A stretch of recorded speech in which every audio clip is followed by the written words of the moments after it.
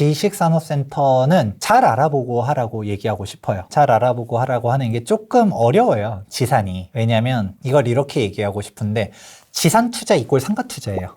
이렇게 생각하면 이해가 편해요. 상가 투자 어때요? 라고 말하면 느낌이 좀 어떤가요? 어려워요. 상가는 좀 어렵죠. 네. 지산도 똑같아요. 왜냐하면 가장 큰 틀을 이해하셔야 돼요. 왜 빌라 투자가 별로 안 좋냐라고 말했었을 때 그분들의 맨날 말하는 멘트들 있잖아요. 강남의 땅 한 평은 배신하지 않는다. 맨날 빌라 짓는 분들이 하는 돼지 지분. 예. 막 하면서 막 강남 한 평 하면서 대지 지분 말하면서 저기 아파트 강남 아파트 저거 대지 지분 해봤자 몇 평 안 되는데 저기는 막 20억이고 막 30억이고 근데 이 빌라의 대지 지분 대지 여기도 8평 10평 이거 거품이다. 아파트 거품이고 빌라 너무 싸다라고 말하는데 솔직히 말해서 가치가 없는 대지 지분이죠. 왜냐면 그 대지분이 현실성이 있으려고 하면 철거를 하고서 거기에 뭘 올릴 수 있어야 되는데 대지의 가치가 온전하게 있으려면 단독주택, 상가주택 아니면 다가구 이렇게 가야 되는 거죠. 다세대는 구분 소유이기 때문에 이거는 안 돼요. 그런 다세대가 효과가 있으려면 8세대의 빌라다. 그러면 다 매입해야 되는 거죠. 그래가지고 그게 솔직히 빌라의 현실적인 대지 가치가 없는 거고 빌라 철거해서 빌라 짓는 거 똑같잖아요. 용적률이 꽉꽉 채워서 올렸을 텐데 그럼 빌라가 가치가 있으려면 재개발이 되는 것밖에 없어요. 그래서 맨날 빌라 짓는 분들이 재개발을 끼워 팔기식으로 넣는 이유가 그거죠. 빌라는 이미 내가 용적률 꽉꽉 채워서 이미 다 지었어. 부시고서 뭐 어쩔 거야. 가치가 생기려면 재개발밖에 없는 거거든요. 그렇게 되니까 맨날 그렇게 가서 빌라의 대지 지분 솔직히 의미가 없는 거예요. 재개발이 되지 않는 이상은. 온전하게 땅을 깔고 있는 거. 아까 다시 얘기했던 것처럼 단독주택, 상가주택, 다가구, 그리고 꼬마 빌딩. 꼬마 빌딩 뭐 가격 미쳤다라고 해도 솔직히 꼬마 빌딩은 저는 조금 의구심이 있긴 해요. 뭐 이렇게 금리 올라갈 때 근데 진짜 돈 많은 사람들은 꼬마 빌딩밖에 못 가더라고요. 근데 일단은 꼬마 빌딩은 차치한다 하더라도 일단은 이렇게 땅을 온전히 깔고 있으니까 내 땅이잖아요. 근데 솔직히 빌라는 내 땅이 아니죠.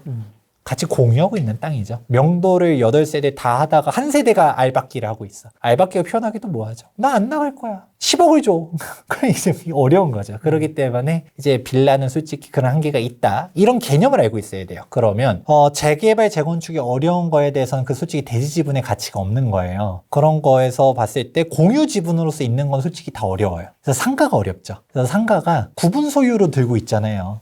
통상가가 아니잖아요. 애초에 상가 잘 안 올라간 애들이 단지 내 상가들, 신도시 상가 분양 받는 것들 답이 없잖아요. 상가 투자라고 하면 좀 어려운데 지식산업센터도 똑같아요. 상가나 다름없어요. 왜냐면 오피스잖아요. 아파트형 공장이 예전 말인데 지식산업센터는 솔직히 오피스 하위 호환이에요. 왜냐면 오피스는 모든 업종이 다 들어갈 수 있는데 지식산업센터는 올라갈 수 있는 업종의 기준들이 제한되어 있어요. 그런데 약간 좀 아파트형 공장이라 말하면 사람들이 싫어하잖아요. 뭔가 지식산업센터는 뭔가 좀 있어 보이는 건데 그게 사실 좋은 말 다 들어가 있잖아요. 지식, 산업, 센터. 그렇죠. 그러시고 하면서 약간 IT 업종이라든가 뭔가 업종 제한들이 있다 보니까 이 오피스 하위 호환이다. 그럼 오피스 시장이 지금 엄청 좋은가? 라고는 좀 그렇게 좋지도 않거든요. 공실 되게 높고 지금 뭐 코로나 때문에 임차 수요 많이 빠졌고 또 더군다나 뭐 프롭테크가 어쩌고저쩌고 하면서 뭐 요즘 뭐 직방 같은 경우는 강남에 임차 뺐잖아요. 빼면서 뭐 우리는 프롭테크의 선두주자로서 메타버스 한다라고 하면서 그 뭐 메타버스 사무실 이렇게 가잖아요. 오피스가 없어졌어요. 물리 오피스가. 그러면 앞으로 그런 식으로 간다는 게 이제 당장은 어렵겠지만 대세가 되면 오피스에 대한 것들이 수요가 낮아질 거고 그리고 상가도 왜 어렵냐. 코로나 때문에 지금 배달이 대세가 됐잖아요. 배달이 대세가 되면 어떻게 될까요? 그렇게 역세권의 목 좋은 상가에 대한 가치가 떨어지죠. 배달의 민족으로 갔다가 열심히 배달만 하는데 홀이 있을 필요가 있을까요? 그냥 오히려 그냥 주방만 넓으면 되겠죠? 좀 어디 이면에 있는데도 상관없겠죠?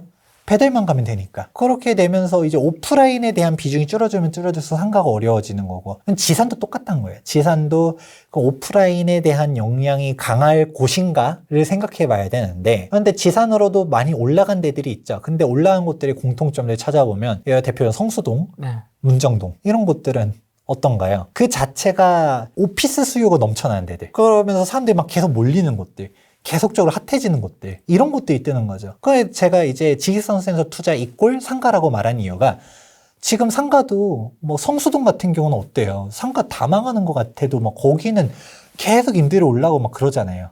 핫해지는 곳들은 계속적으로 올라가는 거죠. 오히려 막 이렇게 막 기존에 핫했었던 상권들 같은 경우 이미 핫했었던 곳들은 막 코로나 타격 빠지면서 조금씩 막 가격 빠지지만 새롭게 그냥 아무것도 아니었다가 핫해지는 곳들은 가격이 당연히 올라가는 거죠. 그러면 지산이다 올라간다? 라고 하면 안 되는 거죠. 지산이면 사실 집지마다 다 다르다. 그리고 지산 공급이 정말 많거든요. 지산도 계속 지어요. 그러면 임대료가 버틸 수가 있는가? 그래서 사실 지산도 잘 알아보면 신축 지산들이 계속 들어서면서 임대료가 못 버티는 애들도 있어요. 기존에는 임대료가 수익률로는 괜찮았어야 했는데 새로운 입주 사무실들이 막 늘어나.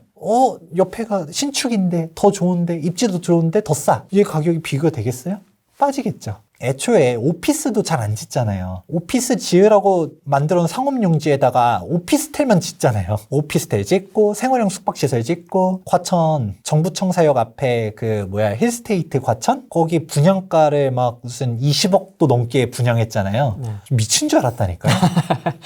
그게 분양가가 전용 8살에 그렇게 분양했는데 싼 거는 18억에서 비싼 건 21억인가? 그렇게까지 분양을 했더라고요. 사람들이 미친 줄 알았어요. 왜냐하면 오피스텔 전용 8사는 아파트 5구 타입 5구 정도 되잖아요. 예요. 과천 25평형 아파트 가격이 20억이 안 되는데 저는 그래서 보통은 아파텔이 그냥 주변 5구 타입 가격까지 쫙쫙 올려가지고 분양하는 거는 봤어도 더 비싸게 분양해버리는 거는 그걸 처음 봐가지고 그게 경쟁이 몇 천대일까지 가는 거 보면서 사람들이 설마 아파트 8사랑 착각한 거 아닐까라는 생각까지 했다니까요. 그래 과천 아파트 8사랑 하면 그래 20억 과천 20억 콜 하면서 이런 건가? 그러니까 84 이꼬르 84 아파트 84 이꼬르 오피 84 이렇게 약간 그런 느낌으로 봤을 수도 있고 아니면 나는 등기를 칠 생각은 없다 뭐 이런 느낌일 수도 있고 과천 5구 타입도 20억 이상 가지아에 베팅을 건 뭐 그런 걸 수도 있고 아무튼 일단 전매 가능하니까 뭐 이런 식으로 했을 수도 있는데 근데 이 얘기를 왜 꺼냈냐 상업용지에 그 과천 정부청사역도 거기 앞에 상업용지예요. 원래 거기다가 상업시설들 넣어야 되는데 솔직히 상가 오피스 빌딩을 지었어요. 그렇게 전용 면적 60제곱미터를 20억에 분양할 수 있을까요? 못하죠. 그러니까 자꾸 막 우회해서 사실상 준주거 상품들만 개발하는 거잖아요. 이게 주거 도시계획이 완전 망가지는 거죠. 제가 작년 하반기에 도시계획 기사 자격증을 땄었는데 결국은 그것도 그거인 거죠. 애초에 정부가 너무 근한시적인 대책들을 하는 게 지금 이번에 오피스의 바닥 면적 확대를 했잖아요. 네. PD수첩에서 아파텔 하면서 막 비판하는 것만 한번 했는데 네, 맞습니다. 근본적인 문제는 그거죠. 아파트를 왜 그럼 공급을 하느냐. 아파트 공급을 못하게 해야 되는데 그게 도시계획 측면 전혀 안 맞는 거거든요. 거기 별내역에서도 막 별내 쪽에 아파트는 이미 10년 전에 다 들어섰는데 별내역 앞에 상업지역들 한창 허허벌 파는 날 떴더니 생숙 짓고 오피스텔 짓고 뭐 하는 짓이에요. 거기 이마트니 뭐니 뭐 이런 것들 들어가라고 만든 부지에 아니면 막 그냥 오피스텔가 들어가야 될 부지에 엉뚱한 것만 짓고 있는 거잖아요. 과밀학급 되고 뭐하고 이거는 뭐 내 알 바 아니고 정부도 사실 그걸 규제해야 되는데 당장 공급이 없다 보니까 그런 것도 눈 가리고 아웅하고 있는 거죠. 그냥 서로의 니즈가 맞은 그런 식으로 가고 있는데 이 얘기를 왜 했냐. 똑같단 거예요. 지식선센터도 왜 지을까요? 지식선센터의 용적률이 되게 높게 지을 수 있거든요. 그럼 지식선센터는 어디서 보통 짓고 있냐면 공업지역들에서 지산들이 올라가고 있어요. 왜냐면 상업지역은 아파트를 짓고 막 이런 식으로 가는 게 돈을 막 엄청 뽑아낼 수 있는 게 지금 이제 공업지역 같은 경우 솔직히 공장 뭐 되겠어요? 솔직히 공장 그렇게 용적률 이렇게 못하죠. 그러니까 이제 아파트형 공장 해도 솔직히 그게 공장이 그렇게 막 20층에 공장 들어오고 이러고 못하잖아요. 그걸 어떻게 해요? 막 그러니까 진짜 아파트형 공장의 역할로 가는 거는 트럭 엘리베이터도 오고 갈 수 있게도 설계했고 그런데 요즘 지산들 보면 그런 진짜 아파트형 공장이 아니라 사실상 오피스를 지어버리는 거죠. 사무실. 그러니까 약간 도시계획이 다 엉그러졌어요. 그러니까 뭐 그냥 상업지역들은 오피스를 짓는 게 아니라 오피스텔 짓는 땅. 아파텔 뭐 이런 거. 아파트를 짓는 땅. 그리고 공업지역은 이제 오히려 거기서 오피스를 공급하는 거죠. 지산 짓는 땅, 막 이런 식으로 만들면서 용적률 몇백 퍼센트 막 지어버리니까 그럼 그 일대에 지식사업센터가 계속 공급돼요. 그러면 그 공급을 수요를 흡수할 수 있을 만한 입지냐. 예를 들어 성수동 같은 경우는 저는 흔들리지 않을 것 같아요. 왜냐면 강남의 그 오피스 수요 워낙 높은데 성수동 쪽으로 좀 넘겨가는 부분도 있고 그리고 이게 지식사업센터가 IT 업종만 들어갈 수 있잖아요. 그러니 약간 이게 또 업종에 대한 차별화 또 이제 집적 효과라는 것도 있잖아요. 또 성수동이 또 핫하기도 하고 또 배틀그라운드 만든 회사가 어디죠? 펍지? 크래프톤이 그 성수동 이마트 그 본사를 인수했잖아요. 조 단위로 사버렸던데. 그러면서 그쪽을 갖다가 들어서면 이제 또 IT 업종에 뭔가 제2의 팡조처럼 성수동이 그렇게 떠간다라고 하면 그쪽은 막 이제 계속적으로 그런 것들이 뜰 수 있겠다. 도심지에 이 IT 업종들이 몰리는 곳 성수동, 문정동 같은 경우는 법조타운이라든지 그런 수요들 되게 잘 갖춰져 있잖아요. 네. 그런 데들 같은 경우는 흔들리지 않겠죠. 근데 보통 저한테 지식산센터 물어보는 사람들 보면 애매한 데를 물어봐요. 저한테 성수동 지식산센터 어떨까요? 안 물어봐요. 이미 잘 올라가고 있거든. 문전동 안 물어봐요. 이미 계속 가격 막 몇 억씩 피가 다 붙었거든. 이런 데 안 물어봐요. 좀 애매하니까 본인도 궁금한 거야. 경기도 외곽. 그 절대 안 돼요. 절대 안 되고요. 그럼 문정은 괜찮습니까? 그럼요. 저기도 성수도 괜찮고. 그럼요. 그런데 막 약간 서울에서도 공업 지역들 몰려 있는 데들이 있어요. 그러면 거기가 나중에 진짜 업무 지역으로서 탈바꿈되면 괜찮을 수도 있겠죠. 근데 그때까지 공급이 계속적으로 쏟아질 거다. 그거 버틸 수가 있느냐. 오히려 그 후광 효과는 내가 받기보다도 그때 가서 신축 재산이 받을 수도 있고 결국은 그래서 제가 상가 투자는 똑같다는 거예요. 구분 소유권이잖아요. 그러면 우리가 단지 내 상가 보통 안 좋다라고 말하지만 단지 내 상가도 투자 잘해서 수익률이 높은 애들도 있어요. 네. 그러면 그거는 개별성에 집중을 해야 되는 건데 그냥 단지 내 상가 좋아요라고 말하면 거짓말이죠. 이거야말로 상가 투자가 어려운 게 입지를 보면 살 수 있는 게 아니죠. 우리가 위례신도시다. 아파트 대박 났죠? 위례신도시 상가다. 그냥 절망의 아이콘이죠. 그것처럼 지산 이꼴 성공이라고 하면 안 되는 거죠. 근데 사람들이 생소하다 보니까 이 개념을 잘 몰라요. 그래서 제가 맨 처음에 빌라부터 설명을 해드렸던 게 구분 소유권에 대한 이해를 정확하게 해야 된다. 지산도 결국 구분 소유권이기 때문에 그거 아니다. 땅을 소유해라. 마무리로 제가 여쭤보면 소장님은 지산 투자하세요? 전 지산 가지고 있는 거 없습니다. 네, 앞으로도 네. 할 생각 없죠. 없죠. 저는 그 돈으로 저희 가족은 뭐하러 지산 가요?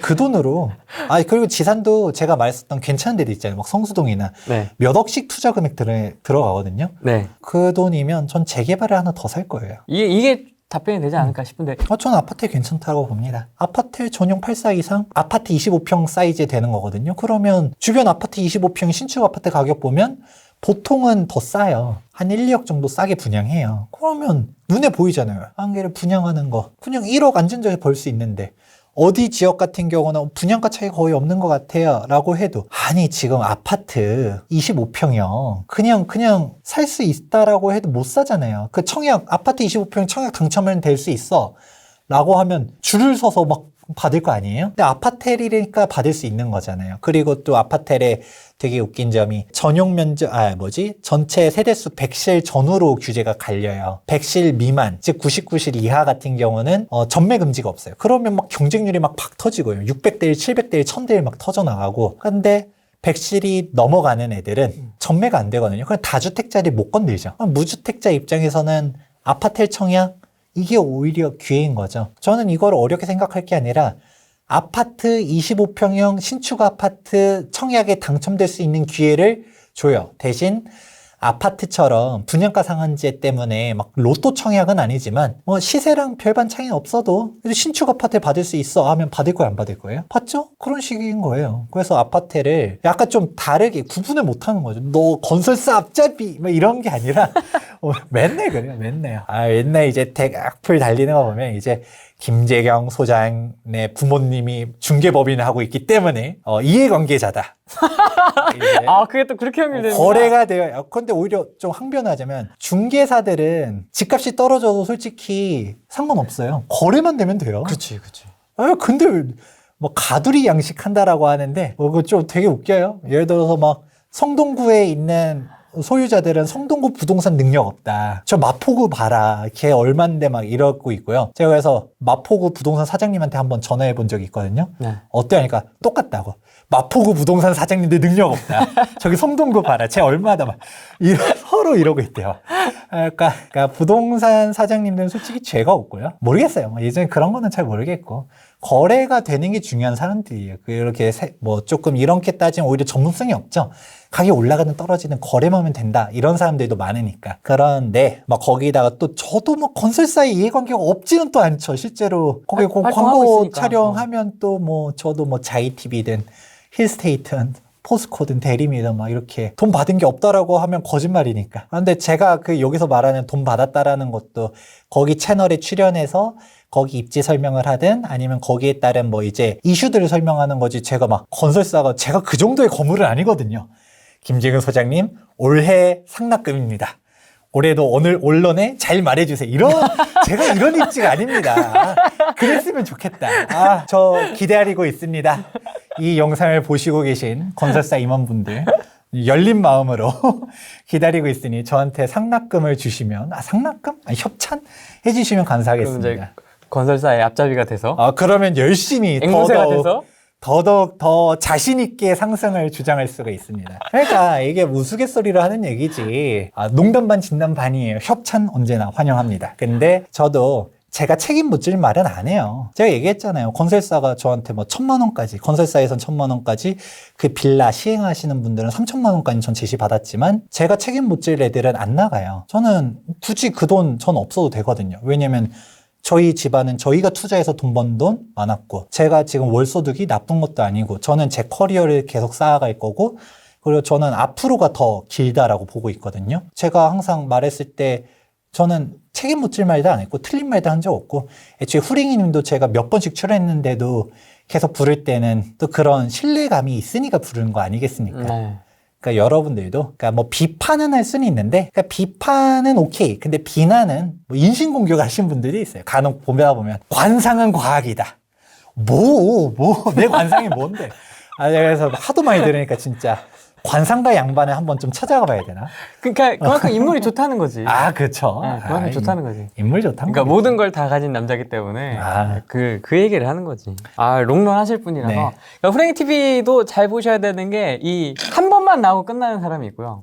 N번 출연자가 있고 이게 다 다른 거 아세요, 여러분? 이게 조금씩 달라요. 이렇게 이걸 한 4년째 지금 후랭이 TV를 쭉 보시는 분들은 이게 제가 개인 방송을 떠들지 않아서 지금 잘 모르실 수도 있는데 한 번 출연한 사람, 2번 출연한 사람, 3번, 4번, 5번 이렇게 N번까지 가시는 분들이 다 이렇게 좀 있거든요, 특징이. 네. 그래서 그런 것들을 좀, 이 사람은 왜 한 번만 나왔을까? 이 사람은 왜 N번 나왔을까? 이런 것도 한번 잘 이렇게 비교해 보시면서 보시면은 스타일이라고 해야 될까? 채널의 스타일이나 뭐 이런 것들 잡아내실 수 있지 않을까 싶습니다. 다 가진 남자. 감사합니다. 그런데 하이닉스에 물렸던 남자라고? 뭐지? 하이닉스에 아직도 가지고 있습니다. 그럼 오른 거 아닙니까, 이제? 그렇죠. 결과론적으로는 올랐는데, 근데 전 예전에 샀어요. 떨어진 건 아닌데, 이제 하이닉스를 제 주식을 코스피가 1600대 샀었을 때 하이닉스가 계속 한 1000만 원 샀었는데, 네. 계속 물려 있었었죠. 그때 한 2300일 때, 코스피 2200에서 2300일 때, 그때 또 부동산 사려고 중간에 뺐을 때, 하이닉스 가격이 똔똔이더라고. 억울해서 안 뺐는데, 나중에 한번 촥 올라가더라고요. 그렇죠. 반도체 그거 할 때. 그래서 와 뺐다 했는데 빠졌더라고요 또. 그래도 아직 워낙 예전에 사서 아직도 플러스긴 한데 약간 그 생각이 있죠. 막 이렇게 올라갔을 때 그때 뺄걸. 주식은 껄무새. 주식은 뭐 제 영역이 아니라서. 네.